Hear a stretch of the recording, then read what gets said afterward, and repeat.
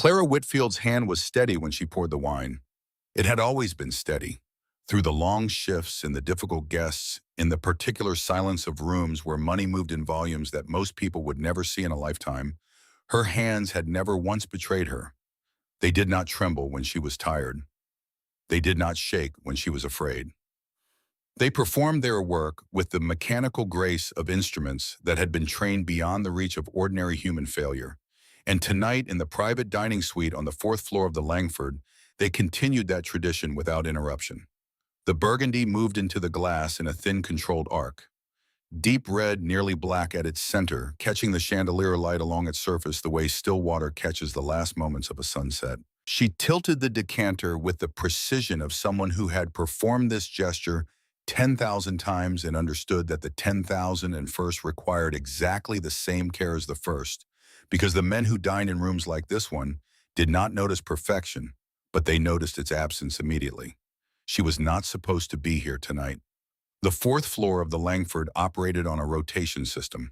3 servers shared the private suites across the week, and Thursday evenings belonged to Martin, who had seniority and the particular temperament that wealthy clients preferred in their service staff, a quality of invisible competence that made guests feel attended to without ever feeling observed. But Martin's daughter had called at 4:30 that afternoon with the news that his wife had been taken to urgent care for something that turned out to be minor, but had not sounded minor on the phone, and Martin had left with the hurried, distracted urgency of a man whose priorities had suddenly and violently rearranged themselves. Derek Sloan, the floor manager, had called Clara at 4:52. She remembered the time because she had been standing at her kitchen counter, eating a sandwich she had not finished, looking out the window at the street below, where an old man was walking a dog that was too large for him, and the ordinariness of that moment would later feel like the last ordinary moment of a very long evening. "I need you tonight," Derek had said. "4th floor, 8 o'clock booking. You've worked the suite before." She had, twice, both times unremarkable. Businessmen with expensive tastes and quiet conversations, and the particular quality of self-importance that comes with occupying a room that costs more per hour than most people earn in a week. She had served, she had cleared, she had dissolved into the background the way the job required, and she had gone home with tired feet and generous tips and no stories worth telling. "Who's the booking?" she had asked, not because it mattered operationally, but because the 4th floor had its own vocabulary of caution, and certain names required a different calibration of attention. Derek had paused. The pause itself was informative. "Hargrove," he said. "Dominic Hargrove. International guest. Translator present. 3 covers full service, no interruptions unless signaled." Clara had set down her sandwich. She knew the name. Everyone at the Langford knew the name not because it was spoken freely, but precisely because it was not.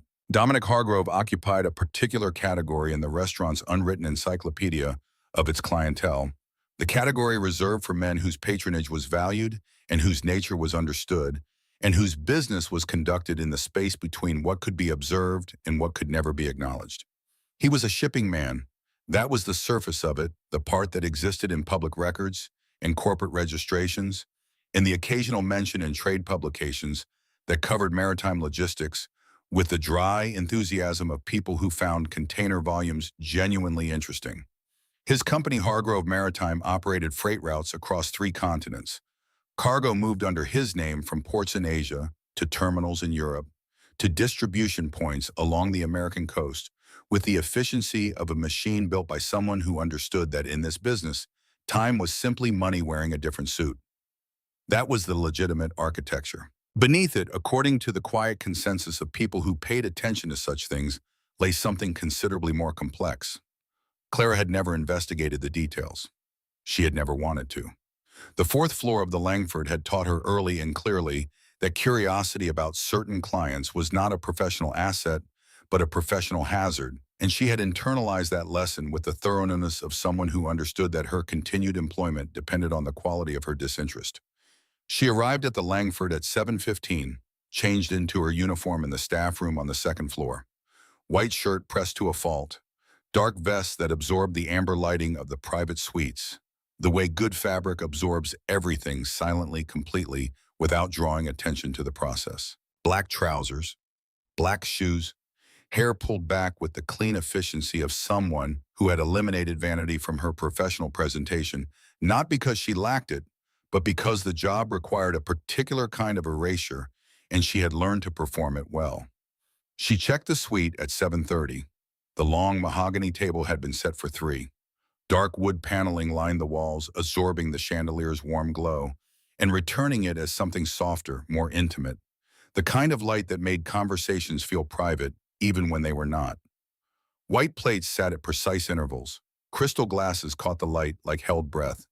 A decanter of Burgundy had been opened and was breathing on the side table selected from the Langfords' private reserve by the sommelier who had been given instructions Clara had not been privy to, but whose results she could appreciate from the color alone. The room was ready. The evening was not. At 7:58, 2 minutes before the booking, Derek Sloan appeared at the suite entrance. He was a tall man, thin, in the way that certain men are thin from decades of movement, rather than deprivation, with the economical manner of someone who had managed difficult rooms for long enough to understand that the most effective management was often the least visible. He looked at Clara with an expression she had learned to read over 3 years of working under his supervision. It was the expression that preceded specific instructions delivered in a tone that expected compliance without requiring elaboration. "3 guests tonight," he said. "Mr. Hargrove, you know by sight. The international guest is Mr. Fang, Chinese national, very senior. The third is Mr. Trent, the translator. Mr. Hargrove's regular." Clara nodded. "Standard service protocol. Wine and water on rotation. Clear courses on signal only. Do not initiate conversation. Do not linger at the table beyond service requirements." "Understood." Derek held her gaze for one additional moment. "This is an important evening for Mr. Hargrove. The kind of evening where everything goes right or everything goes wrong and nothing in between." He did not elaborate on what that meant. He did not need to. Clara had worked the 4th floor long enough to understand that certain evenings carried a weight that extended beyond the meal, and that her role during those evenings was to be so perfectly present and so perfectly invisible that the men at the table forgot she existed entirely. She had always been good at that. Tonight, for reasons she did not yet understand, that invisibility would become the most important thing about her. They arrived at 8:12. 12 minutes late, which in Clara's experience of wealthy clients meant either deliberate power positioning or genuine logistical complexity, and the way the 3 men entered the suite suggested the latter.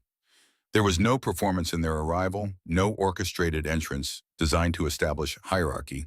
They simply came through the door in the order that proximity and momentum dictated, and the room received them, the way rooms like this one always receive men like these, without judgment, without resistance, with the quiet, accommodating neutrality of a space designed to contain whatever was brought into it. Dominic Hargrove entered first. Clara had served him twice before, both times at tables on the main floor, both times briefly enough that her impression of him was constructed more from atmosphere than detail. She remembered his stillness, the particular quality of composure that belonged to a man who had never been the most frightened person in any room he had entered. A man who held himself like a locked door, not because he was hiding what was behind it, but because he had decided long ago that what was behind it was not for public viewing. Tonight, in the closer quarters of the private suite, the details she had missed on the main floor became visible. His black suit jacket lay smooth across shoulders, built for consequence, the kind of shoulders that suggested a body maintained not for vanity, but for utility, the way a tool is maintained. The collar of his black shirt sat open at the throat where the edge of a tattoo rose just above the fabric, dark ink against skin that had seen weather and years, and the particular wear that comes from a life lived in proximity to things that leave marks. More ink mapped across both hands, deliberate markings that stopped at his wrists with the precision of a man who had chosen exactly how much of himself to display and how much to keep beneath the surface. His hair was short and neat. His jaw was set in the permanent position of someone who had made his last uncertain expression a very long time ago. His eyes moved across the room with the practiced assessment of a man who noted exits and sight lines and the position of every person in the space before he noted anything else.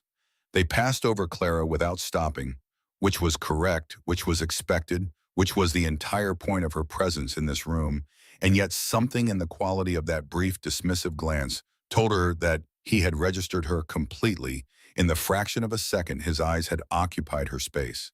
He sat at the center of the table, not at the head, which would have been the conventional position of authority, but at the center, which was something different entirely. The head of a table commands. The center of a table controls. Clara understood the distinction because she had watched men position themselves at tables for 3 years, and the ones who chose the center were always the ones whose authority did not require the furniture to confirm it. The second man was Mr. Fang. He was older than Dominic by perhaps 15 years, though he carried those years with the particular lightness of a man who had invested in the maintenance of his composure the way others invested in real estate, steadily, strategically, with an understanding that the returns compounded over time. His gray suit was immaculate. A burgundy tie was knotted with quiet authority at his collar. He moved into the room with the unhurried precision of a man who had traveled a great distance and fully intended to leave with what he had come for, and he sat across from Dominic with his hands resting on the table, his eyes moving slowly and carefully in the manner of someone who had learned that rooms like this one rewarded attention and punished everything else. He did not look at Clara either. She was grateful for that, though she could not yet articulate why. The third man was Marcus Trent. Clara knew him by reputation rather than direct experience. He had been mentioned in the staff briefings that preceded certain bookings, the ones where Derek felt it necessary to outline the composition of the table beyond the primary guest.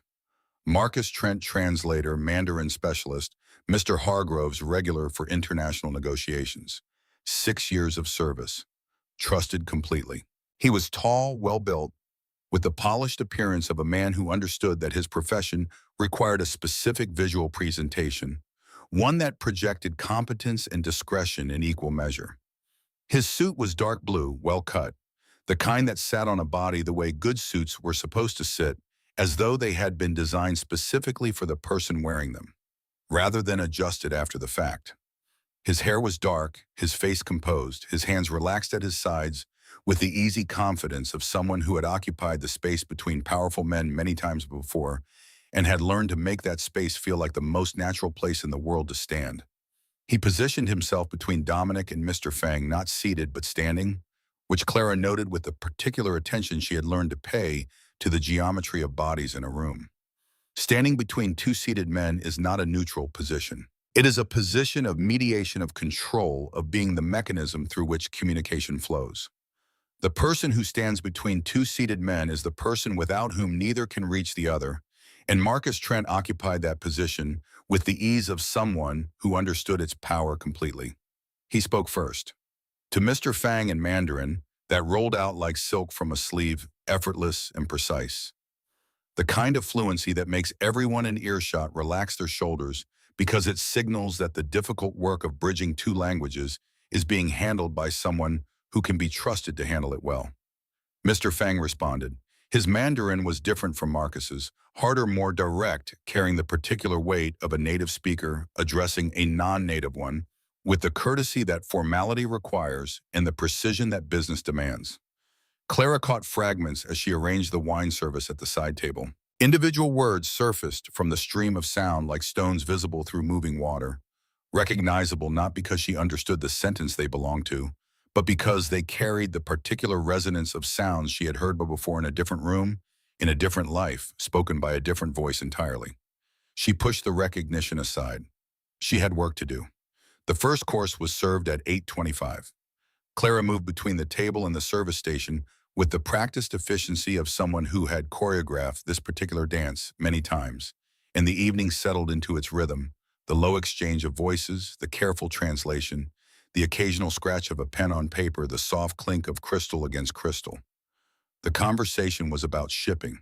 Clara gathered this from the English portions, the translations Marcus provided for Dominic's benefit, which arrived in smooth measured phrases that conveyed the substance of what was being discussed without the texture of how it was being said. Port routes, cargo volumes, seasonal adjustments to freight schedules, the mechanical vocabulary of an industry that moved goods across oceans with the impersonal efficiency of a system that did not care what it carried as long as the numbers worked. The deal, as far as Clara could reconstruct it from the fragments she absorbed across the first 40 minutes, was substantial. Dominic's shipping network, the legitimate face of it, at least operated across several continents. Mr. Fang's companies controlled three major port routes along the Chinese coastline. The alignment of those two networks would create something considerably larger than either man currently operated alone. A contract lay on this table between them, several pages thick open to a page dense with text in both English and Mandarin, and Dominic's right hand held a pen that moved occasionally to the margins, making small notations in handwriting Clara could not read from her position. She refilled the water glasses at 8:40. She refreshed the wine at 8:52. She cleared the first course at 9:05, replacing it with the second, which had been staged in the kitchen pass, with the silent precision that the fourth floor required.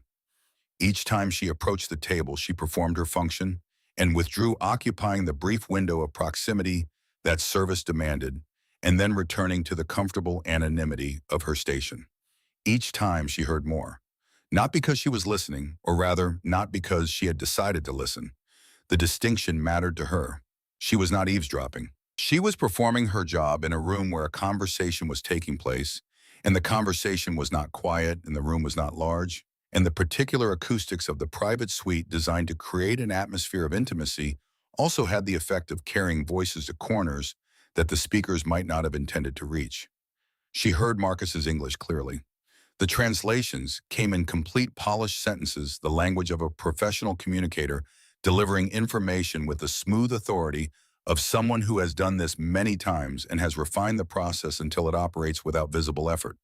She heard Mr. Fang's Mandarin less clearly, but not because of volume. The language itself was the barrier, or what she had always assumed was a barrier. The accumulated rust of years without practice, the slow erosion of something she had once possessed in fragments and had allowed to deteriorate through neglect and the ordinary demands of a life that had no use for Mandarin in any practical sense. Her father had been dead for 4 years. The language he had given her should have been dead with him. It was not. The first time it happened, she was pouring wine. The second course had been served. The conversation had moved from the mechanical details of shipping logistics to the specific terms of the contract on the table, and the tone in the room had shifted accordingly, becoming more precise, more weighted, carrying the particular gravity that attaches to conversations where the words being spoken will eventually become legally binding. Mr. Fang was speaking. His Mandarin came out measured and firm, the tone of a man setting a boundary rather than making a request. Clara held the decanter steady and poured with the unhurried care the moment required, and the words moved through the air between his mouth and her ear, and somewhere in the passage, somewhere in the space between hearing and understanding, something happened that she had not expected and could not immediately control. She understood him. Not completely, not fluently, not with the comprehensive clarity of a trained interpreter or a native speaker or even a competent student. But certain phrases landed with a force that bypassed the analytical processes of translation entirely and arrived directly at the level of meaning the way a familiar song arrives, not word by word, but whole, carrying its significance in the shape of its sound rather than the content of its syllables. This condition is not flexible. She heard it clearly. 4 words in Mandarin that she should not have been able to parse with any confidence, spoken in a tone she should not have been able to read with any authority, and yet she understood them completely because they arrived carrying the voice of a man who was not in this room and had not been in any room for 4 years. Her father's voice, patient, low, certain. The voice of Henry Whitfield at a kitchen table in an apartment in Brooklyn, tapping one finger against the surface to indicate that what followed was important. This condition is not flexible. He had made her practice that phrase for an entire afternoon when she was 12 years old. Not because he believed she would ever need it, because he was proud of what he had learned during 11 years working cargo logistics along the Shanghai port routes, and teaching it to his daughter was the closest he could come to sharing the experience that had shaped him. Marcus translated without pause. His English came out smooth and immediate, carrying the professional confidence of a man delivering information he was certain of. Mr. Fang says he is hopeful this particular term can be worked around. Clara's hand steadied on the decanter. She told herself she had misheard. She told herself her Mandarin was imperfect, degraded by years of disuse, unreliable as a tool for understanding anything spoken at the speed and complexity of a business negotiation. She told herself that a professional translator, a man Dominic Hargrove had trusted for 6 years, A man who had built a career on the precision of language could not be doing what she thought she had just heard. She moved to the next class. Mr. Fang spoke again. This time the phrase was shorter, harder. The kind of sentence that does not require fluency to decode because the tone alone carries the meaning. Clara's chest recognized it before her mind did. The specific cadence, the particular emphasis on the final syllable, the way the voice dropped at the end, instead of rising all of it corresponding to a pattern her body had stored somewhere beneath. Conscious access filed away in the same place where her father's face lived, and the smell of his jacket lived, and the sound of his laugh lived in the archive of things that do not require permission to be remembered. If this agreement fails, everything stops. Her father had said that one grimly from experience. The tone of a man who had watched a deal collapse on a Shanghai dock and understood exactly what followed when paperwork and promises stopped aligning with reality. He had taught it to Clara not as vocabulary, but as warning, the kind of phrase you carry because you hope you will never need it, and you prepare for the possibility that you will. Marcus translated without blinking. He says there may be some room for flexibility if complications arise. Clara set the decanter down on the side table. She did not look at Marcus. She did not look at Mr. Fang. She looked at Dominic Hargrove's hand, the tattoos across his knuckles, the pen between his fingers, the contract beneath it. He was nodding slowly, the nod of a man who was satisfied, the nod of a man who was about to sign. He had not heard what she heard. He had no reason to doubt the words being handed to him. The space between Mr. Fang's Mandarin and Dominic's English belonged entirely to Marcus, and Marcus was filling it with something carefully, deliberately different from what was being said. Clara took one step back from the table. Her expression gave nothing away. Behind her ribs, however, something had shifted. Something that felt uncomfortably like the moment before a decision when the body already knows what the mind has not yet admitted. She picked up the decanter and returned to her station. The kitchen pass was bright and functional and smelled like the particular combination of herbs and reduced stock that characterized the Langford's evening service. Clara stood just inside the door with her back to the dining room and pressed her fingertips flat against the cool steel surface of the counter and tried to think clearly about what she had just heard. Two phrases, two translations, two discrepancies, or possibly no discrepancies at all.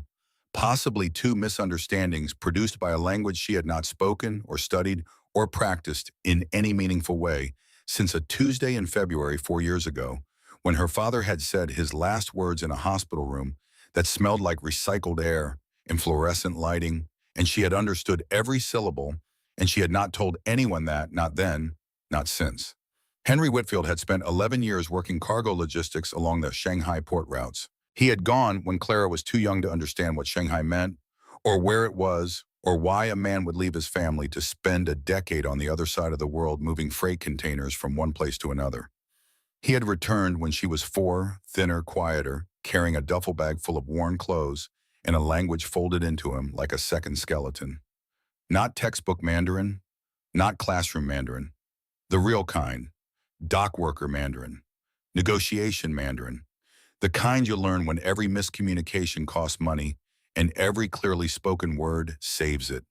The kind that lives in the throat, in the hands, in the particular rhythm of breath that accompanies words spoken under pressure when getting it right is not an academic exercise but a practical necessity with immediate and tangible consequences.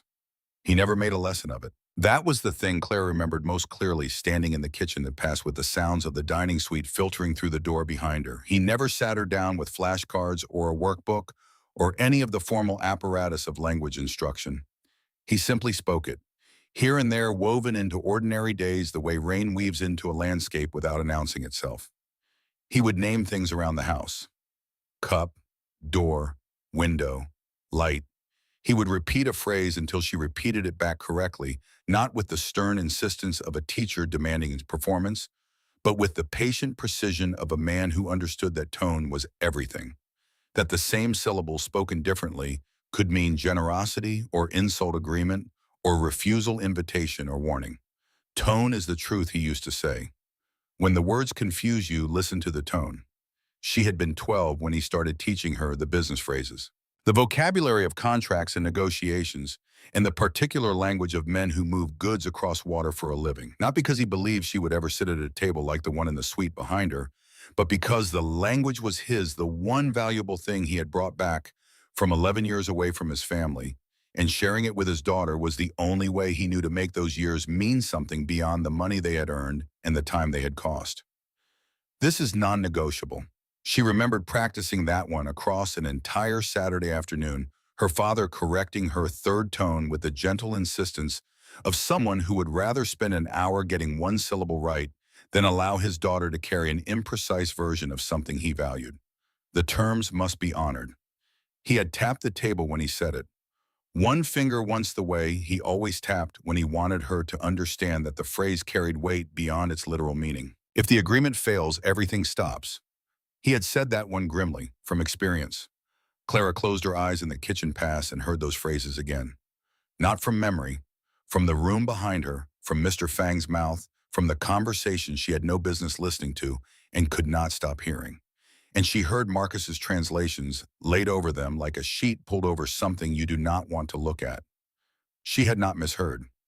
The kitchen door swung open and a colleague moved past her with a tray glancing sideways with the brief assessing look of someone who notices another person standing still in a place designed for movement. "You all right?" "Fine," Clara said. "Just needed a moment." He moved on. The door swung closed. She stood alone with the decanter and the counter and the knowledge that was building inside her with the slow, irreversible momentum of something that could not be put back once it had arrived. She told herself one more time that she could be wrong, that a handful of childhood phrases absorbed across a kitchen table did not qualify her to challenge a man who translated professionally, who had built a career on the precision of language, who had been trusted by one of the most dangerous men in this city for 6 years. She told herself all of this. And then she thought about the phone call. She had not planned to hear it. She had not positioned herself strategically or lingered near the alcove with any intention of surveillance. She had simply been at her station performing the quiet work of maintaining the side table's arrangement when Marcus had stepped away from the negotiation to take a call, and the suite's acoustics designed for intimacy had carried his voice to where she stood with the indifferent efficiency of architecture doing what architecture does. His voice had changed. Not dramatically. Not in a way that would have registered to someone who was not already listening with the particular intensity that two discrepancies in translation had produced. But Clara was listening, and the voice that came through the alcove curtain was not the polished professional voice Marcus used at the table. It was faster, stripped of its careful modulation. The voice of a man who believed the performance was temporarily suspended and only the real conversation remained. She caught it in fragments. Not all of it. Enough. She heard a reference to the network, not by name, by the word itself spoken with the flat tone you use for something you have already decided to dismantle. She heard the phrase clauses activate automatically. She heard a pause, Marcus's end listening while the other end spoke, and then the words that landed in her chest like something dropped from a height. Once he signs, it moves without him. Another pause, shorter. He won't understand what he agreed to until it's already done. Clara did not move. She stood with one hand resting on the side table, her weight perfectly distributed, her face holding the expression she had spent 3 years perfecting, the look of a person who was present without being anywhere in particular. Inside, something had gone very cold and very clear. She had suspected mistranslation. That alone had been enough to stop her breath twice. This was different. Mistranslation could have been carelessness, could have been the ordinary human tendency to smooth rough edges when moving words between worlds, to soften what feels harsh, to simplify what feels complex. She had considered those possibilities, carefully testing each one against what she had heard, because the alternative, the intentional alternative, was not something she wanted to arrive at without evidence. She had evidence now. Once he signs, it moves without him. Not carelessness, not simplification. A plan. A deliberate, constructed plan that required Dominic Hargrove's signature on a document he did not actually understand, containing terms he had not actually been given, built around translations that had been engineered from the beginning to produce exactly this moment. A man with a pen in his hand and no idea what he was holding. Marcus returned to the table 2 minutes later. He slipped his phone into his jacket pocket and resumed his position between the two men with the seamless ease of someone stepping back into a role he had never truly left. Clara watched him from her station and thought about what she now understood. The contract on the table was not what Dominic believed it to be. The terms Marcus had been translating, softened, adjusted, made to appear flexible and mutual, and built on goodwill, were not the terms Mr. Fang had brought to this table. The real terms were underneath them, buried in the precise legal language of a document Dominic could not read in its original form, dressed in the friendly approximations Marcus had provided as translation. Hidden clauses, automatic penalties, obligations that would trigger without warning, without grace period, without any mechanism for negotiation once the ink was dry. And Mr. Fang did not know. That was the part that rearranged everything that came before it. Mr. Fang had been speaking plainly all evening, stating his terms clearly, firmly, with the transparent directness of a man who believed in the integrity of the process. He had attempted at least twice to emphasize the non-negotiable nature of specific clauses, his tone carrying the urgency of someone who wanted the man across from him to understand exactly what he was agreeing to. Marcus had buried every one of those warnings. Mr. Fang was not the architect of the betrayal. Marcus was. He had quietly aligned himself with parties connected to this deal who stood to profit enormously from Dominic Hargrove's financial collapse. The plan was elegant in the way that truly dangerous plans are elegant, built on something undetectable. Not violence, not theft, just language. The invisible space between what one man says and what another man hears, manipulated by the one person in the room trusted to keep that space honest.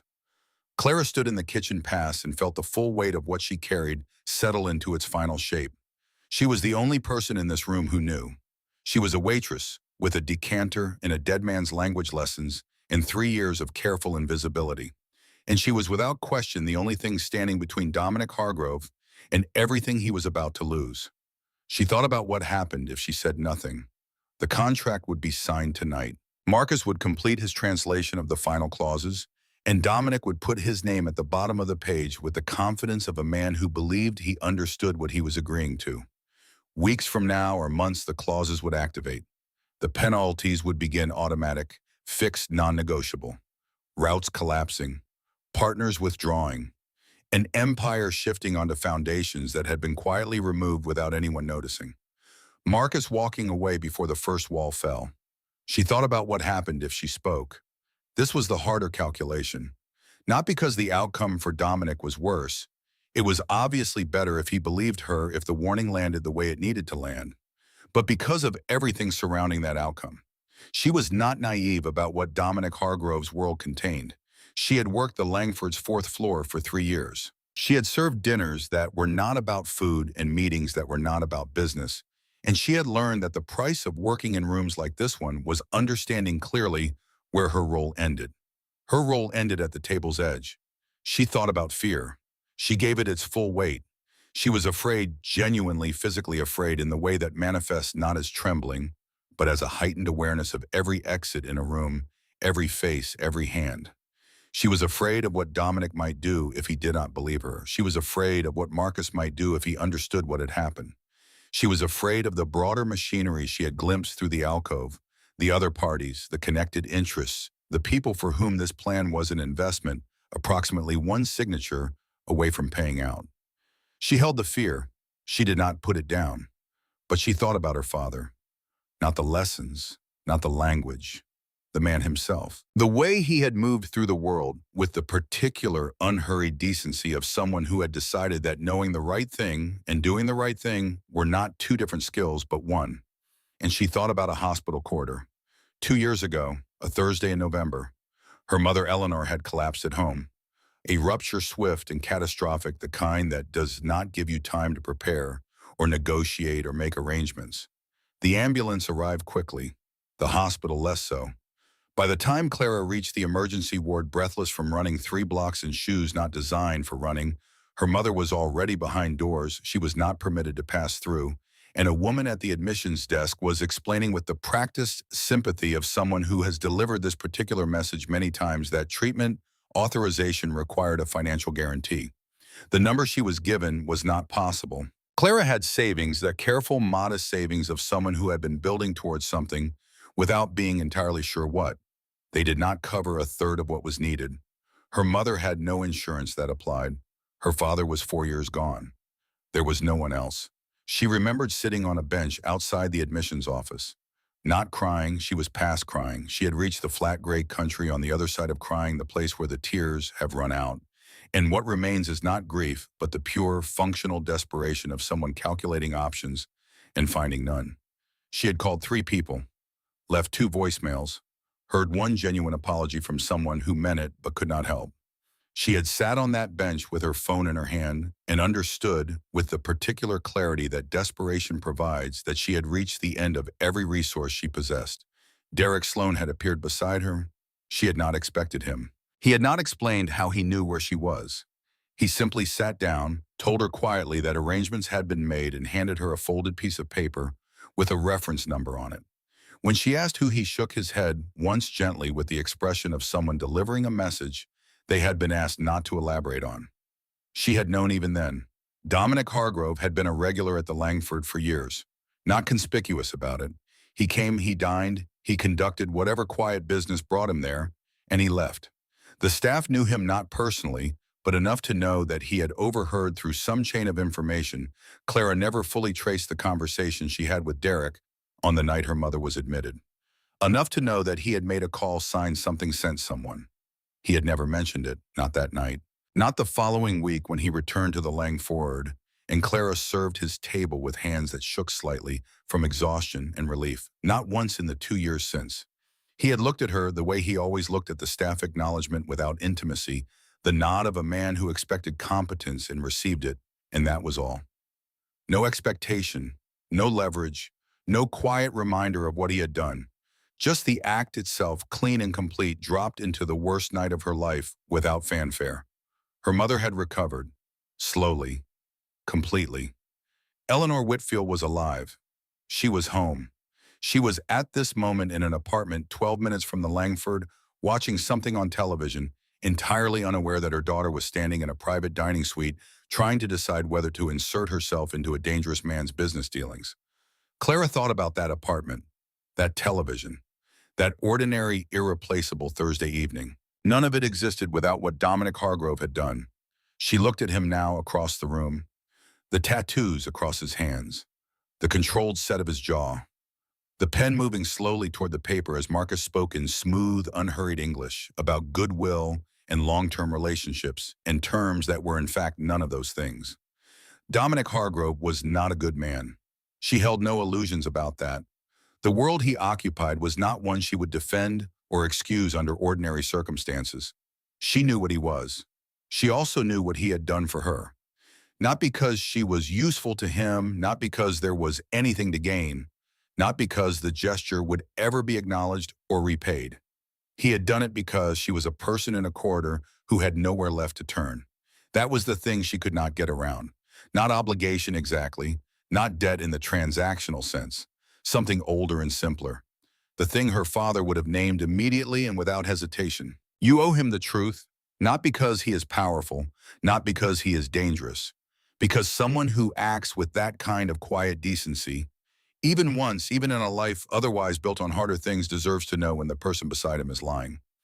Clara set the decanter down. She straightened her vest. She smoothed the front of her shirt. She looked at the contract beneath Dominic Hargrove's pen. Almost there. She could feel it. The room was moving toward its conclusion with the gravitational pull of something that had been building all evening. Dominic was reviewing the final page. Marcus was translating the last provisions with the relaxed confidence of a man who could see the finish line and had no reason to believe anyone in this room could stop him from reaching it. Clara picked up the decanter and walked toward the table. She was 4 steps away when she understood with the same bone-deep certainty her father had taught her to trust that the next thing she did would determine what came after it for a very long time. She took the 4 steps. She reached the table. She began to pour. And she leaned forward just slightly, just enough, and spoke 6 words that changed everything. Sir, your translator is lying. The room did not explode with shouting. Worse, it went completely silent. Because if she was right, the man Dominic Hargrove trusted most in this room was about to sign away his entire empire. And if she was wrong, she had just interrupted the most dangerous man she had ever served with an accusation she could not take back. The wine continued its arc into the glass. Dominic Hargrove's pen stopped moving. The signature, barely begun, trailed off into nothing, and the silence held. 3 seconds passed. They were among the longest seconds of Clara Whitfield's life. She straightened from the pour with the controlled precision of someone completing a practice motion, adjusted the decanter in her hand, and took one step back from the table. Back into the role she had briefly and visibly departed. Back into the uniform and the posture, and the carefully composed expression that said she was a waitress performing a service function and nothing more. Her heart was louder than she would have preferred. She could feel it in her throat, in the spaces between her ribs, in the particular way her blood moved through her hands. But the hands themselves remained steady. 3 years of carrying crystal and porcelain through rooms full of men who noticed imperfection the way predators notice weakness. Her hands had learned to obey a discipline that operated independently of whatever chaos was occurring inside the body they belonged to. Marcus Trent had not noticed. He was completing a translation, his voice continuing its measured flow, his hands making one of the small accompanying gestures Clara had catalogued throughout the evening, the slight outward turn of the palms when rendering Mandarin into English, the loose closure at his sides when moving in the other direction. He was deep inside his performance, and the 6 words Clara had delivered existed in a space so small and so precisely targeted that they had reached only one pair of ears in the room. Mr. Fang was watching the space between the documents on the table. His composed patience had not shifted. 4 seconds. Dominic Hargrove's jaw moved, barely. The muscle at the corner tightened once a single involuntary tell, the kind of micro-expression that a man who has spent decades controlling his face allows to escape only when the signal arriving at his nervous system is too large to be entirely suppressed by the machinery of composure. 5 seconds. He lifted his eyes from the contract, not toward Clara, not toward Marcus directly, into the middle distance, that unfocused point above the table where a person looks when they are processing something internal rather than responding to something external. The gaze of a man running new information against every piece of data that preceded it, testing it, weighing it, determining whether the structure he has been operating within for the past 2 hours requires demolition or merely adjustment. He held that gaze for 2 seconds. Then he set the pen down. Not with emphasis, not with the sharp, decisive motion that would have signaled to everyone in the room that something fundamental had changed. He set it down the way you set something down when you have simply decided quietly that you are finished holding it for now. A small movement, barely perceptible, but final in the way that certain small movements are final, the way a door closing softly is more final than a door slamming, because the softness tells you the decision behind it was not made in anger, but in certainty. Marcus's voice continued for another few words and then slowed, registering the absence where Dominic's response should have been. He looked at Dominic. Dominic looked back at him. The expression on Dominic's face gave nothing away. It was the same controlled mask he had worn all evening, the face of a man whose emotional responses operated on a frequency that surface observation could not detect. But Clara, who had spent the past 2 hours watching him with an attention that had sharpened from professional to something considerably more acute, saw what was happening beneath the mask. She saw the recalibration, the systematic processing of a man who had received a piece of information that contradicted 6 years of trust and was now running that information against every interaction, every translation, every negotiation those 6 years had contained. He did not accuse Marcus. That was the first thing Clara noticed, and it told her more about Dominic Hargrove than anything she had observed across the entire evening. A lesser man, a more reactive one, would have turned immediately, would have let the accusations surface in his eyes before his mind had finished calculating, would have given Marcus the one thing a guilty man needs most in the moment of exposure. Warning, time. The opportunity to construct a defense or execute an exit before the full weight of what he has done becomes undeniable. Dominic gave him nothing. He picked up his wineglass instead, lifted it, slowly swirled the burgundy once with the unhurried ease of a man who has simply decided to pause and appreciate what is in front of him. He set the glass back down without drinking. Then he looked across the table at Mr. Fang, with an expression of relaxed collegial interest, the expression of a man enjoying the evening and seeing no reason to rush its conclusion. Ask him, that Dominic said to Marcus, his voice carrying its usual measured authority, how he sees the first phase of the partnership operating. Practically speaking, the first 90 days. Clara stood at the side table and felt something inside her chest release. Not relief exactly, something more complex than relief. The recognition that the signal had been received, that it had landed where it needed to land, and that the man who had received it was now doing something with it that she had not anticipated and could not have predicted. He was testing. Marcus translated the question into Mandarin. Mr. Fong responded. Clara listened from her station close enough to hear, invisible enough to remain unquestioned, and she listened in both directions simultaneously, the way she had been listening all evening. Except now she was listening with the full, undivided attention of someone who understood that what she heard in the next several minutes would determine whether her 6 words had been enough. Mr. Fang spoke for approximately 20 seconds. His tone was specific, detailed, carrying the weight of a man who has reviewed these operational frameworks many times and arrives at every discussion with a clear, pre-established structure. Clara caught the key elements through the filter of her father's teaching.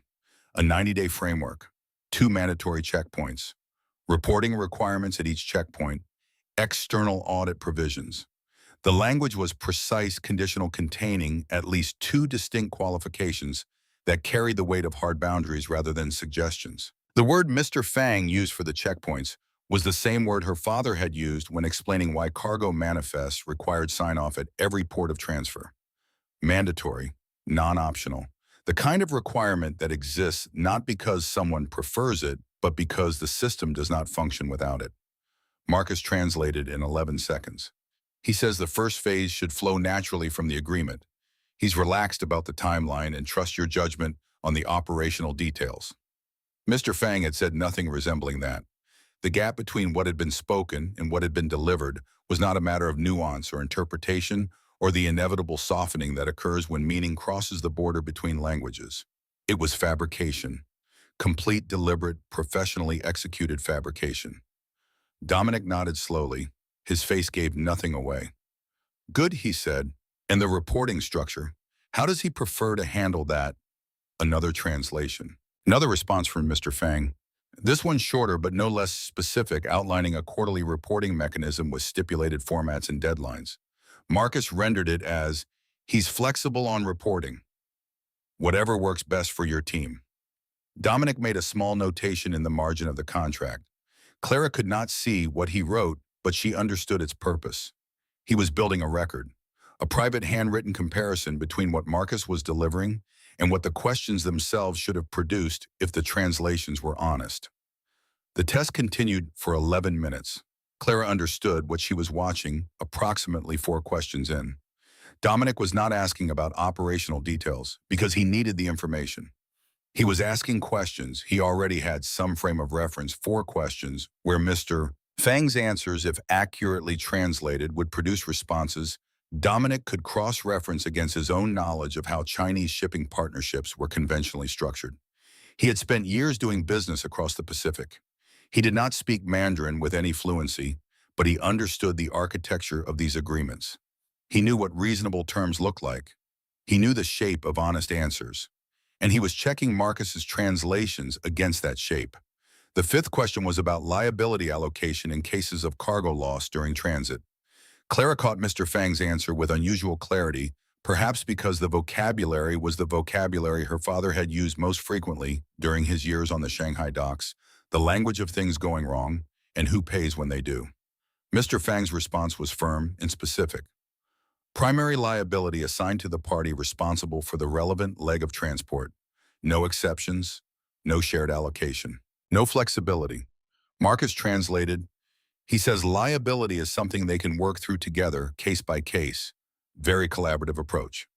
Dominic's eyes moved to Mr. Fang's face.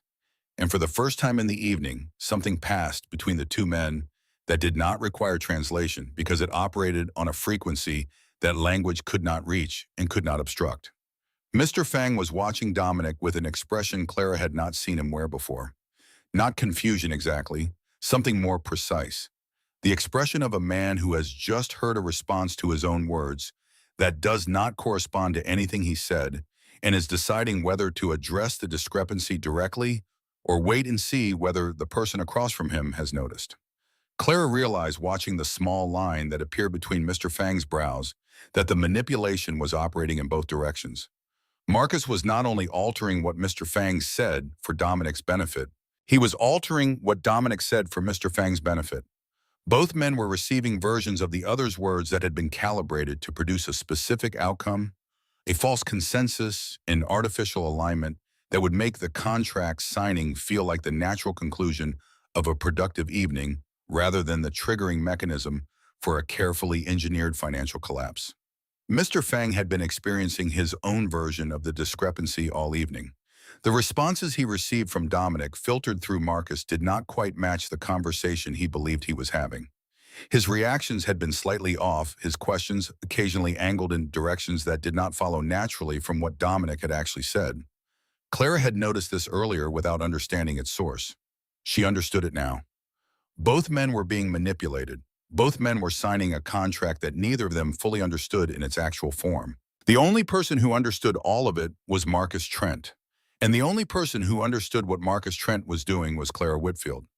Dominic asked another question. This time, Clara watched Mr. Fang's reaction as Marcus translated Dominic's English into Mandarin. Mr. Fang listened. The line between his brows deepened.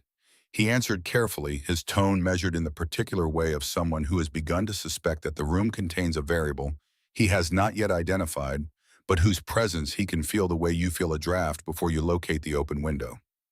Dominic let the silence after Mr. Fang's answer sit for slightly longer than was comfortable. The silence of a man who is no longer waiting for information but gathering evidence. Then he said, without looking at Marcus, "He seems uncertain about that." "Not at all," Marcus said smoothly. "He's very confident, very aligned with your position." Dominic looked at Mr. Fang. Mr. Fang's expression was not confidence. It was not alignment. It was the careful, watchful neutrality of a man who has decided to become very still until he understands what is happening around him. Two men sitting across a table from each other, each receiving a false version of the other's words, each beginning to sense that something in the room was fundamentally wrong without being able to identify the source. The next question was the one that broke it open. "Ask him, Upam." Dominic said, "What the penalty figure is for a first phase breach, specifically." Marcus translated, or appeared to. Mr. Fang answered immediately with the ease of a man reciting something he has reviewed many times, something committed to memory because the numbers in question are large enough to require precision and significant enough to tolerate no ambiguity. Clara caught the figure clearly. Her father had taught her numbers early, drilled them at the kitchen table with the particular insistence he reserved for things he considered foundational. Numbers were not negotiable. Numbers did not soften or shift or accommodate interpretation. Numbers were the bedrock upon which every other element of a business agreement rested, and Henry Whitfield had made his daughter practice them until she could produce them without thinking, until they existed in her mouth, the way her own name existed, automatic and unquestionable. The number Mr. Fang stated was not small. It was the kind of number that attached to a penalty clause in a contract governing a multi-continental shipping partnership represented not a slap on the wrist, but a structural threat. The kind of number designed to ensure compliance because the alternative to compliance was ruin. Marcus translated it as approximately a third of what Mr. Fang had said. Dominic wrote something on the margin of the contract page. He looked at what he had written. He looked at the contract.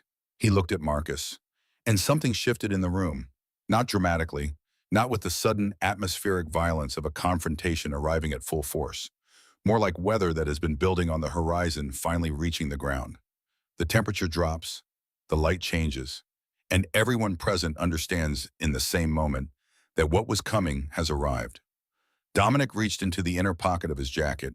He produced a phone, unlocked it with his thumb, navigated to something Clara could not see, and set it face up on the table beside the contract. Then he looked at Mr. Fang directly. Not at Marcus, at Mr. Fang. And he spoke. In Mandarin. It was not fluent. It was not the Mandarin of someone who had studied it formally or maintained it through regular practice. It was the Mandarin of someone who had picked up specific phrases across years of doing business with people who spoke it functional accented, limited in scope, but precise in intention. The Mandarin of a man who had learned exactly enough to ask the questions that mattered most when the usual channels of communication could no longer be trusted. He asked one question. Clara understood it completely because it was a question her father could have asked in the same tone, with the same deliberate emphasis on each syllable. What number did you just give me? The room went very quiet, not the charged silence of the past 11 minutes, which had been the silence of a test being conducted. This was different. This was the silence of a room in which every pretense had just been removed simultaneously, and everyone present was watching to see what remained standing. Mr. Fang looked at Dominic for a long moment. Something moved behind his eyes, recognition, reassessment. The rapid recalculation of a man who is revising his understanding of every exchange that has occurred in this room across the past 2 hours. The small discrepancies he had noticed. The responses that had not quite matched. The vague, persistent sense that the conversation he was having was not the conversation the man across from him was having. All of it clicking into place with the sudden, irreversible clarity of a mechanism that has finally been given the piece it was missing. Then he answered. Clearly, firmly, the same number he had given before. The full number. The real number. Marcus said nothing. Dominic looked at what he had written in the margin. The number Marcus had translated. He looked at Mr. Fang. The number Mr. Fang had just confirmed. 2 numbers, 1 question. 6 years of trust collapsing in the space between them. He turned to Marcus with the full, undivided attention of a man who has been patient for exactly long enough. Those aren't the same number, he said. His voice was level, controlled, carrying no anger, which Clara understood was considerably more frightening than anger would have been, because anger is reactive, and what she heard in Dominic's voice was not reaction, but conclusion. The quiet final certainty of a man who has completed his calculation and is now simply acting on its result. Marcus's composure held for approximately 2 seconds. It was an impressive 2 seconds, the professional discipline of a man who had spent 6 years maintaining a performance under conditions that would have broken most people's nerve considerably sooner. But discipline has limits, and the limit arrived in the 3rd second when the reality of what had just happened finished propagating through whatever internal system Marcus used to maintain his mask, and the mask began almost imperceptibly to crack. The slight tightening around the eyes. The barely visible adjustment of weight from one foot to the other. The swallow that happened too quickly and too deliberately to be anything other than what it was, the involuntary response of a body that has received the signal its mind has been dreading. There may have been a slight stop. 1 word, no inflection, no anger, which was, Clara understood, considerably more frightening than anger would have been. The word landed in the room like a stone dropped into still water, and the ripples it produced were not visible, but were felt by everyone present. Marcus stopped speaking. Dominic looked at him the way you look at something you have been holding for a long time and have just decided to put down permanently. Not with hatred, not with the visible fury of a man who has been betrayed and wants the betrayer to see the curtain, with something colder and more complete than that. The look of a man who has finished his assessment and arrived at a conclusion that requires no further discussion. Leave the room, he said. Marcus left. He walked to the suite door with the measured pace of a man investing his remaining composure entirely in the quality of his exit. The walk of someone who understands that the performance is over but cannot quite bring himself to stop performing, because the performance has been the organizing principle of his professional life for so long that abandoning it entirely would require an admission he is not yet prepared to make. The door opened. The door closed. The sound of it was very small in the large room. A soft click. The period at the end of a sentence that had been 6 years in the writing. The silence that followed was different from any silence that had preceded it. Not the loaded silence of the negotiation, not the testing silence of Dominic's verification, not the dense, compressed silence that had followed Clara's whisper. This was the silence of a room that had finished being one thing and had not yet decided what it would be next. A silence of transition, of reconfiguration, of 3 people standing in the aftermath of something that had changed the shape of everything and waiting for the new shape to become clear. Dominic sat with both hands flat on the table looking at the contract. The pen lay where he had set it, beside the incomplete signature, the first letter trailing off into nothing. Mr. Fang sat across from him, still and watchful, his expression carrying the particular gravity of a man who understands that something significant has just occurred and is waiting to learn the full dimensions of it. Clara stood at the side table. She had not moved in 4 minutes. She was not sure she could move. Not because of fear, though fear was still present, operating at a low frequency beneath the surface of her composure. Because of the particular paralysis that follows consequential action, the moment when the thing you have done is complete and the thing that follows has not yet begun, and you exist in the gap between them. Suspended waiting, understanding that the ground beneath you has shifted and you have not yet learned the geography of wherever you now stand. Dominic did not look at her, but something in the angle of his stillness, the way his head was positioned, the slight orientation of his shoulders told her with quiet certainty that he knew exactly where she was, that he had known where she was all evening. He picked up the phone from the table, made a call, spoke 3 sentences in a voice too low for Clara to hear, set the phone back down. Then he looked at Mr.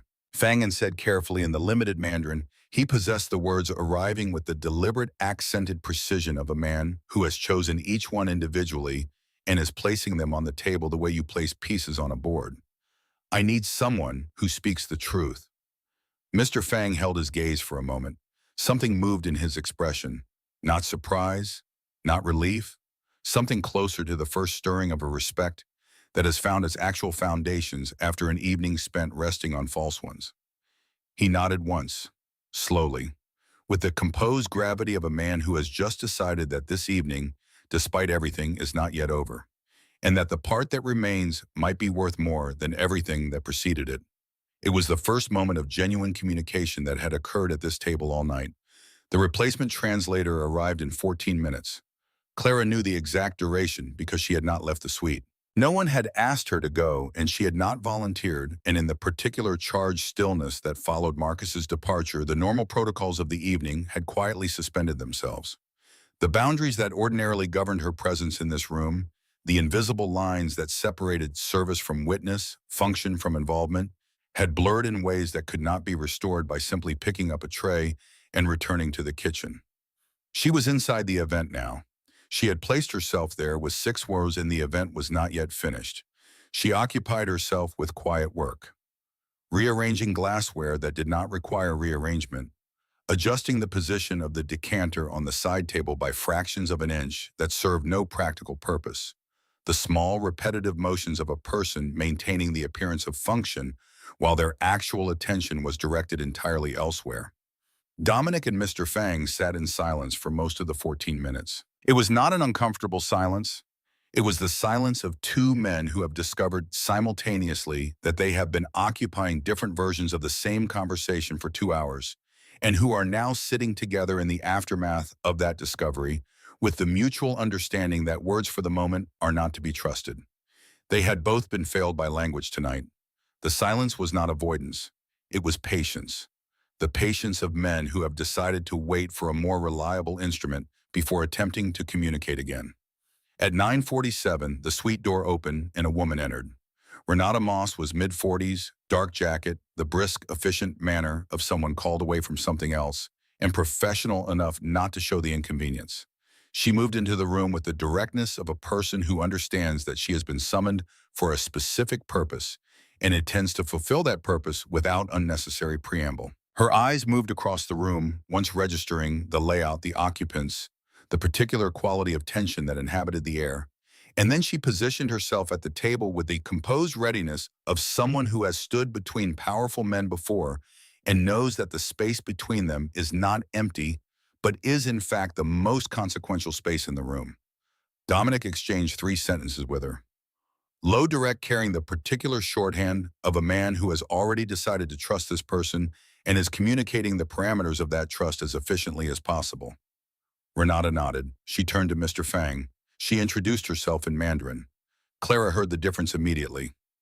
Not in the quality of the language, which was clean and professional, but in the quality of the intent behind it. There was no performance in Renata's Mandarin, no carefully modulated smoothness designed to project confidence and calm. No editorial agenda operating beneath the surface of the words. Just language doing what language is supposed to do, carrying meaning from one person to another without altering it in transit. Mr. Fang studied Renata for a moment, then he nodded, the nod of a man who has heard something he recognizes and is prepared to proceed on the basis of that recognition. Dominic placed his hands flat on the table. From the beginning, he said, ask him to walk us through his understanding of the key terms, everything. What followed was the most difficult 11 minutes Clara had experienced in the suite that evening, and the evening had not been short on difficulty.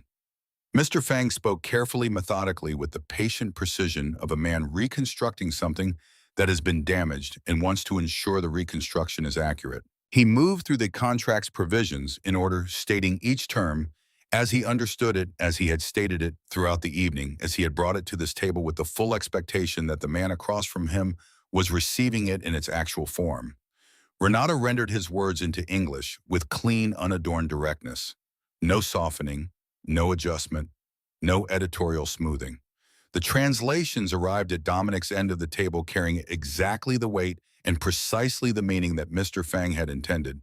And the difference between what Renata delivered and what Marcus had delivered was not subtle.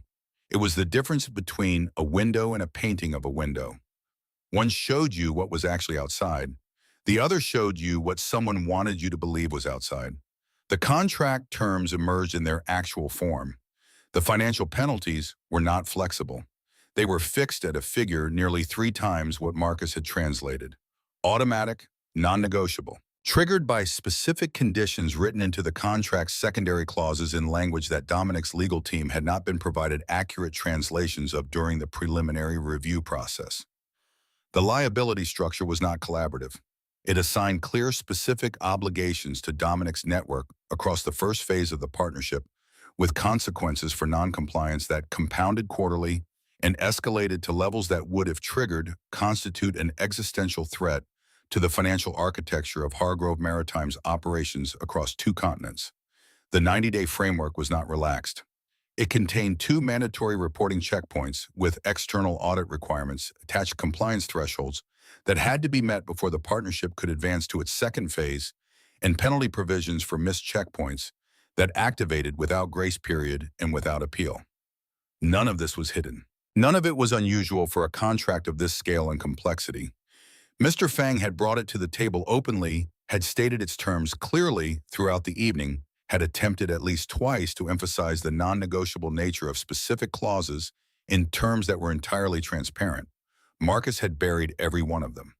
Dominic listened to the accurate translations without interruption. His face was the same controlled mask it had been all evening. But Clara saw the moment the full picture assembled itself behind his eyes. The barely perceptible deepening of his stillness, the slight adjustment of his jaw, the particular quality of silence that belongs to a man who is not merely receiving information, but is recalibrating his understanding of everything that preceded it. He had trusted Marcus for 6 years. She did not know the full history of that trust, how it had been built, what rooms it had been carried into, what decisions had been made on the basis of it. She did not need to know. She could see the weight of it in the quality of his silence, as the accurate terms replaced the false ones piece by piece, and the shape of what had been done to him became undeniable. When Mr. Fang finished, Renata folded her hands and waited. The professional stillness of a woman who has completed her function and is prepared to continue if required. Dominic said nothing for a long moment. The room held its breath around him, the chandelier burning on the wine untouched in the glasses, the contract lying open on the table, with its signature line blank, and its margins filled with the handwritten notes of a man who had been conducting his own investigation in real time, while the investigation subject stood 3 feet away and did not know it. Then he spoke. Ask him if he knew.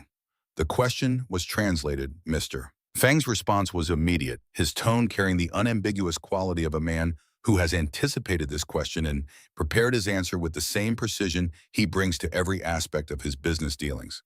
He says no, Renata said. He says his understanding was that both parties were receiving accurate information. He says he became concerned during the negotiation that some of his statements were not producing the expected responses from you. He assumed a communication difficulty, a cultural gap. He did not assume deliberate manipulation. Dominic absorbed this, His expression did not change, but something in the way he held his shoulders shifted, a fractional release of tension that told Clara he had believed Mr. Fang's answer before Renata had finished translating it. He had been reading Mr. Fang all evening, she realized. Even through the distortion of Marcus's translations, even through the fog of fabrication that had been laid between them, Dominic had been watching the man across the table with the focused attention of someone who trusts his own ability to read people more than he trusts the words being delivered to him. He had seen Mr. Fang's confusion. He had seen the small line between his brows, the careful pauses, the moments of visible recalibration when responses did not match expectations. He had filed all of it away without comment, waiting for the moment when the full picture would become available and the individual observations would assemble into a coherent understanding. That moment had arrived. Ask him, Dominic said, if he still wants the partnership. Another translation. A longer response from Mr. Fang measured careful, containing what Renata rendered as, he says the terms he brought to this table are genuine. The partnership he proposed is genuine. What happened tonight was not his design and was not conducted with his knowledge or approval. He says he would like the opportunity to begin the conversation honestly, on actual terms, with actual understanding between both parties. He says he believes the partnership has value that extends beyond tonight, and he would prefer not to let one man's betrayal determine whether two companies build something together. Dominic looked at the contract. He picked it up. For one suspended moment, Clara thought he was going to sign it, that the evening would resolve itself with the pragmatic efficiency of powerful men who have identified a problem, removed it, and returned to business with the minimum disruption necessary.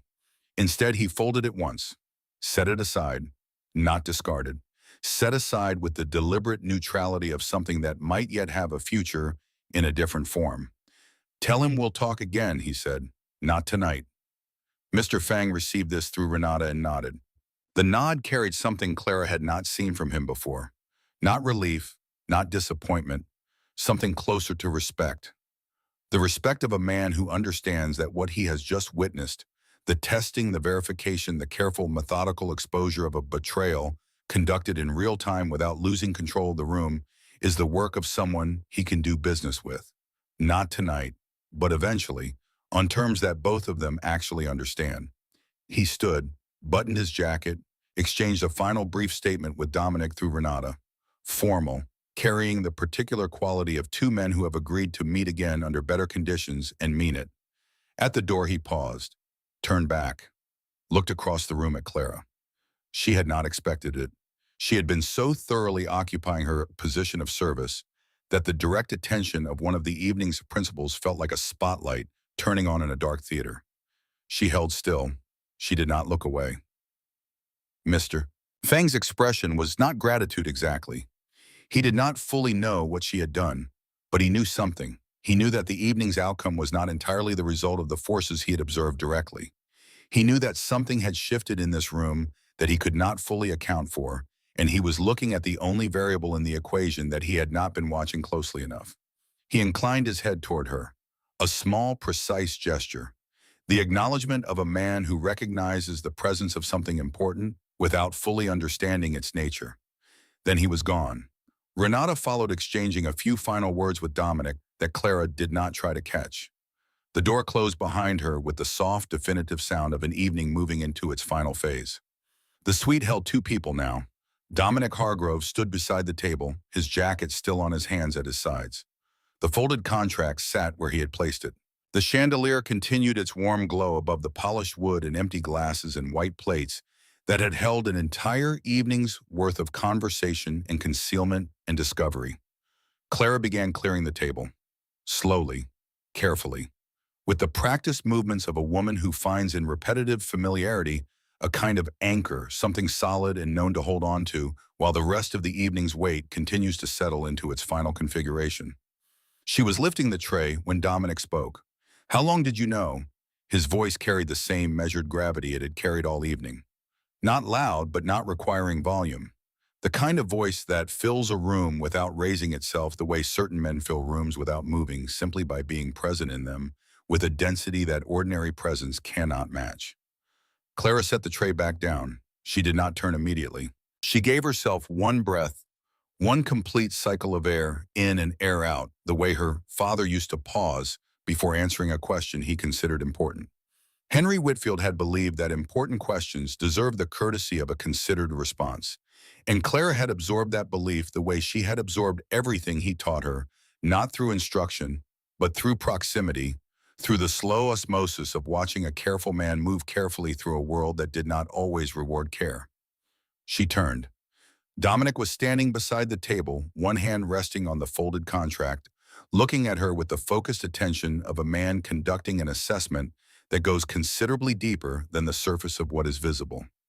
I wasn't certain, she said, not for most of it. The honesty felt necessary. Not because Dominic required it, though she suspected he would detect anything less, but because the evening had contained enough deception to last considerably longer than one night, and she did not want to add to it. I heard things that didn't match, she continued. I kept telling myself my Mandarin wasn't strong enough to be sure. But you were sure enough, he said. Eventually, Clara said. When he took the phone call, something shifted in Dominic's expression, not dramatically, the shift of a single degree. You heard that fragments, the same as the rest of it. She paused. Enough to understand the direction? Dominic looked at her with that same quality of focused attention he had turned on her after Marcus left the room. The look of a man who is not simply seeing the person in front of him, but is recalibrating his understanding of them, adjusting the mental model he has carried to accommodate new information that does not fit the existing framework. You could have said nothing, he said. Yes, Clara said. Most people would have. She thought about the corridor, the bench, the folded piece of paper. She thought about her father at the kitchen table, patient and unhurried, tapping the surface once with one finger when he wanted her to understand that what followed was important. I owed you, she said finally. You know that. Dominic's expression shifted, the particular shift of a man who has been acknowledged for something he had not expected to be acknowledged for. She had not thanked him. She had not expressed appreciation or used any of the conventional language that the situation might have called for. She had said she owed him, which was a different thing entirely, a thing that carried weight instead of politeness, obligation instead of sentiment, the honest recognition of a debt rather than the comfortable ritual of expressing thanks. He looked briefly away from her toward the window where the city's nighttime geography spread itself across the glass. That was 2 years ago, he said. It doesn't expire, Clara said simply. He was quiet for long enough that the room settled around the silence comfortably. Outside the suite, the distant sounds of the Langford's main floor continued their ordinary rhythm, the soft percussion of an evening winding down, glasses and laughter and the low music of a restaurant that did not know and would never know what had occurred in this room tonight. Dominic moved to the window, stood with his back partially to her, looking out at the city beyond the glass, the lights, the darkness between them. Your father, he said, not a question, an opening. The logistics work in Shanghai, Clara said. 11 years. He came back when I was 4, kept the language, passed pieces of it to me. She paused, considering how to describe something that had been so woven into the fabric of her childhood that it resisted separation from the larger pattern of her life. Not formally. He never made a lesson of it. He just spoke it. Around the house, at dinner, in the car, the way you speak something that's become part of how you think. Dominic was still facing the window. His reflection was visible in the glass, dark against the city's scattered light. He sounds like a careful man, Dominic said. Clara said, he believed that understanding language meant understanding people, that you couldn't really separate the two, that if you listened carefully enough to how someone said something, you would always know more than if you only listened to what they said. She stopped. She had not intended to say that much. The words had arrived with the particular momentum of things that had been carried for a long time without being spoken, and once the first of them found their way out, the rest followed with an urgency that surprised her. Tone is the truth, she said. That's what he always told me. When the words confuse you, listen to the tone. Dominic absorbed this. He stood at the window and held the words and turned them over the way he had turned the wine glass earlier in the evening, slowly with the attention of a man who recognizes value and wants to understand its exact dimensions before setting it down. He was right about that too, he said quietly. The statement arrived with a weight that extended beyond its surface. Clara understood that Dominic was not simply agreeing with a dead man's philosophy of language. He was acknowledging the chain of events that had brought that philosophy from a Shanghai dock to a Brooklyn kitchen table to a private dining suite in a restaurant where it had no business being and where it had nonetheless been the only thing standing between a powerful man and the lie designed to destroy him. Henry Whitfield had taught his daughter fragments of a language because he was proud of what he had learned, and sharing it was the only way he knew to keep it alive. He had not imagined this room. He had not imagined this evening. He had not imagined that the phrases he drilled on Saturday afternoons, the tones he corrected with patient insistence, the numbers he made her practice until they were automatic would one day surface in his daughter's chest like a compass, activating in the presence of a magnetic field pointing her toward a truth that no one else in the room could hear. He had simply taught her. Because teaching was what he had. Because language was what he carried. Because a father passes down what he believes matters and trusts that the mattering will reveal itself in its own time, in its own way in circumstances he cannot predict and does not need to. Dominic turned from the window. He looked at the folded contract on the table with the expression of a man recalculating not just the evening but the longer arc of decisions that had brought him to it.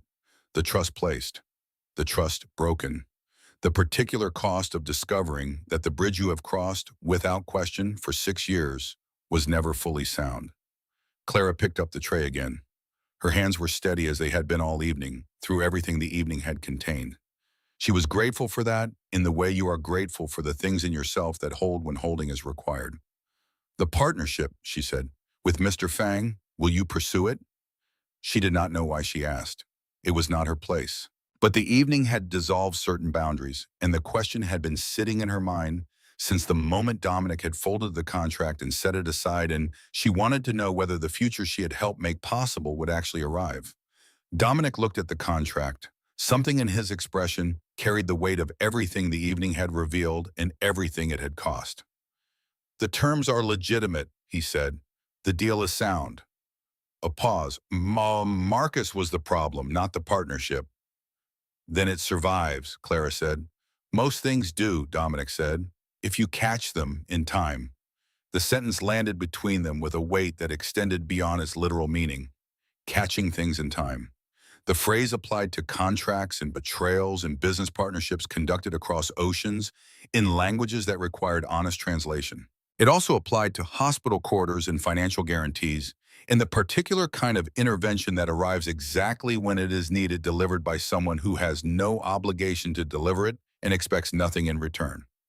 Dominic had caught Clara's mother in time. A phone call, a signature, a folded piece of paper with a reference number. Clara had caught Dominic in time. 6 words, a whisper, a dead man's language lesson surfacing in a room where they had no business being and where they had nonetheless been the only honest thing present. The symmetry was not lost on either of them. Clara could see it in the way Dominic looked at her, the brief measuring gaze of a man who recognizes a pattern and is deciding how much significance to assign it. She was a waitress. He was whatever he was. The evening had not changed those facts.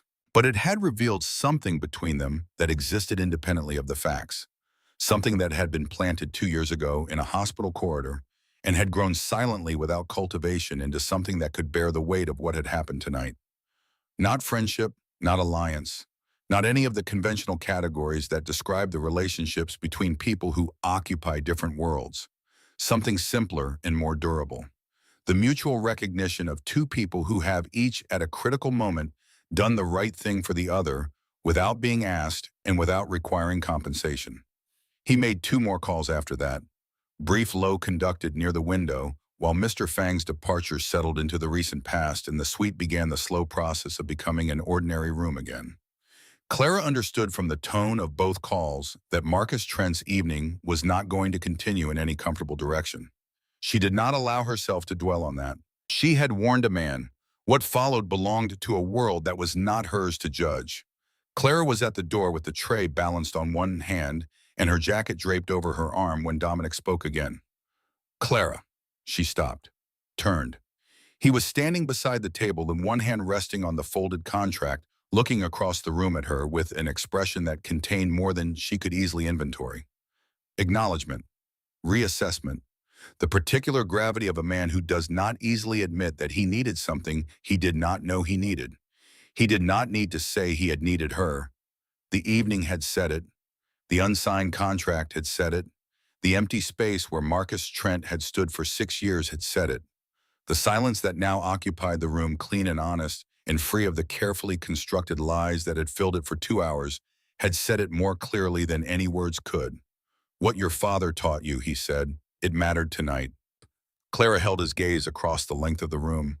The chandelier burned between them, casting its warm light across the mahogany table, and the empty glasses, and the white plates, and the folded contract, and the two people standing at opposite ends of a space that had contained across the course of a single evening more truth and more deception than most rooms contain in a lifetime. "I know," she said. 2 words. Simple, direct, carrying no false modesty and no false pride. The response of a person who understands what they have done and does not require external validation to confirm its value, but who also does not diminish it by pretending it was smaller than it was. She pushed through the door. The corridor outside was bright and ordinary, and smelled like the kitchen in the particular signature of a long shift. Clara walked it the way she always walked it, steadily, without announcement. She returned the tray to the kitchen. She collected her bag from her locker in the staff room. She changed her shoes, the ones designed for standing on hard floors, replaced by the sneakers she wore for the walk home, old and comfortable, and carrying the particular softness of footwear that has been broken in beyond the point of fashion and into the territory of pure function. She said goodnight to the colleague who was still finishing the late cleanup. He looked at her with the vague and curious expression of someone who has no reason to believe that the woman passing through the kitchen has just altered the trajectory of a multi-continental shipping empire. "Night, Clara. Long one." "Long one," she agreed. She walked out the service entrance into the night air. It hit her face with the particular clarity of something real after hours of something that had required enormous effort to navigate. Cold, clean, carrying the faint urban perfume of exhaust and distant rain, and the indefinable scent of a city that is still awake at this hour, still moving, still conducting its business in 1,000 rooms, where deals are being made and words are being spoken, and the distance between what is said and what is meant varies enormously, depending on who is doing the speaking and who is doing the listening. She walked the 12 minutes home. The route was familiar. She had walked it hundreds of times across in 3 years in daylight and darkness, in heat and cold, in the ordinary, unremarkable rhythm of a commute that connects two fixed points in a person's life. She had never walked it carrying what she was carrying tonight. Not a physical weight, nothing visible, something internal. The particular heaviness of having done something consequential and not yet knowing the full shape of its consequences. She did not think about Marcus Trent. She did not speculate about what had happened to him after he left the suite, what phone calls Dominic had made, what machinery had been set in motion. That belonged to a world that was not hers. She had entered it briefly necessarily, and she had left it. What it did with its own was not her concern. She thought about her father instead. Not the lessons, not the language. The man. Henry Whitfield, who had spent 11 years on the other side of the world learning something he did not know he was learning, absorbing a language that would outlive him by decades, and travel distances he never imagined carried in his daughter's chest, like a second heartbeat, quiet and persistent and present in ways that could not be predicted or controlled. He had come home when she was 4. She did not remember his arrival with the narrative coherence of a formed memory.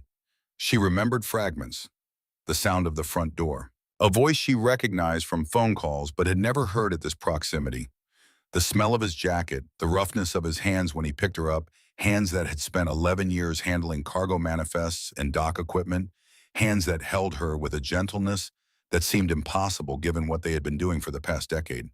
He had carried Mandarin back from Shanghai the way some men carry souvenirs. But his souvenir was alive.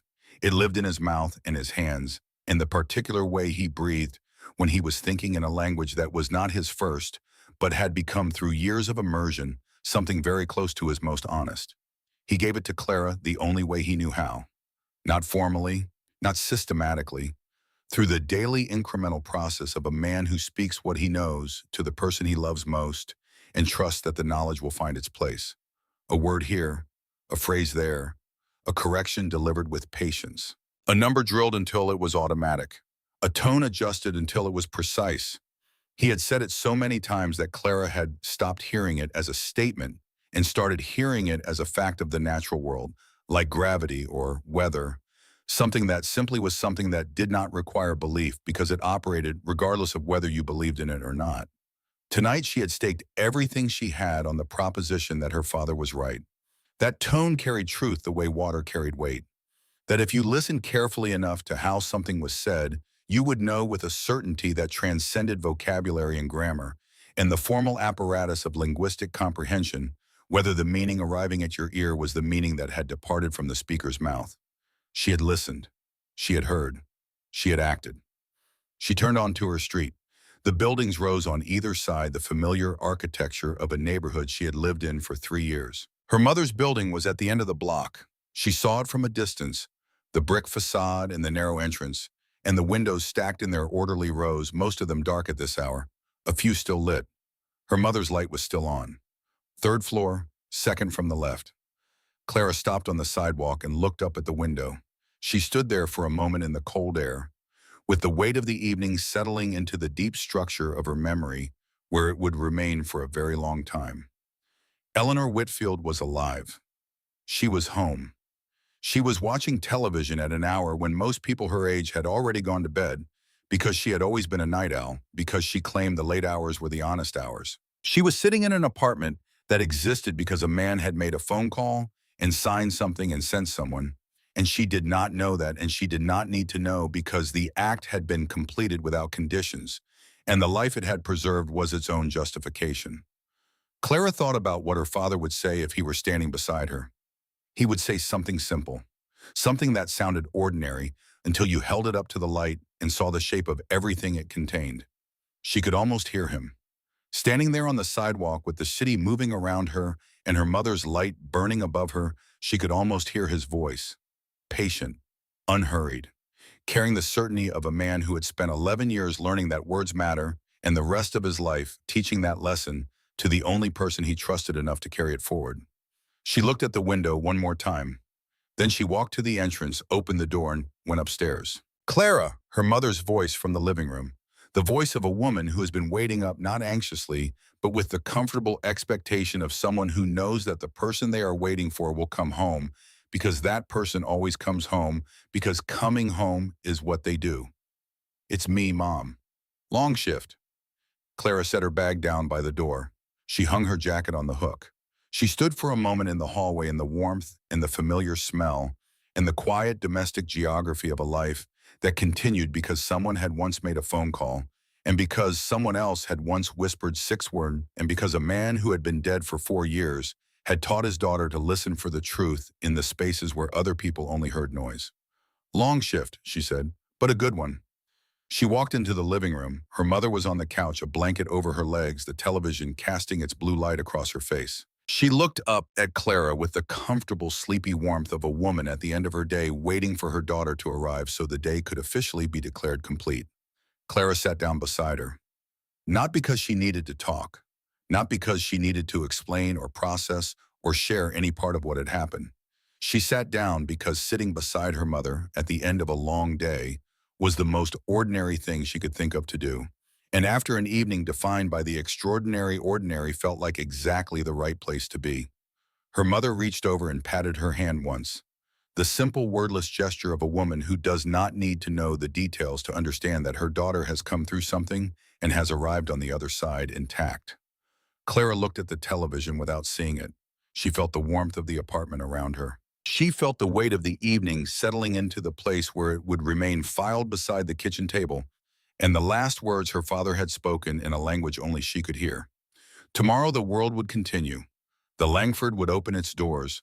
Dominic Hargrove would make his calls and conduct his business and eventually sit down at a table with Mr. Fang and begin the conversation that tonight had made necessary and that tonight had also, in its own painful and circuitous way, made possible. Marcus Trent would face whatever consequences awaited him. Clara did not know what those consequences would be. She did not need to know. She had done what she could do. She had spoken when speaking was required. The rest belonged to forces and systems whose operations she would continue to observe from the appropriate distance with the appropriate discretion. But she would carry this evening. She would carry it the way she carried her father's language, not as a burden, but as a part of herself woven into the structure of who she was, present in ways that would reveal themselves gradually over time in moments she could not predict. She would carry the memory of 6 words spoken into the ear of a dangerous man, the silence that followed them, the sound of a pen stopping on paper, and a signature dying before it was born. She would carry Mr. Fang's nod at the door, small, precise. She would carry the sound of Marcus Trent's footsteps crossing the suite, measured, controlled, walking away from 6 years of trust he had spent every day of those 6 years systematically dismantling. And she would carry her father's voice, patient, certain, speaking in a language that lived in her chest like a compass that only works when everything else in the room has stopped pointing true north. She closed her eyes. The television murmured. Her mother's hand rested on hers. The city breathed outside the window, vast and restless, carrying its own weight through the dark. Sometimes the truth does not come from translators or contracts or the powerful men who build empires on the precise meaning of words. Sometimes it comes from someone standing at the edge of the table, close enough to hear, invisible enough to be underestimated. Carrying a dead man's language in her chest, in a debt she chose to honor on an evening when silence would have been easier and safer and infinitely more comfortable. Clara Whitfield had not been fluent enough to translate, but she had been present enough to listen. And sometimes that is the only thing between a man and the lie designed to destroy him. Sometimes that is enough.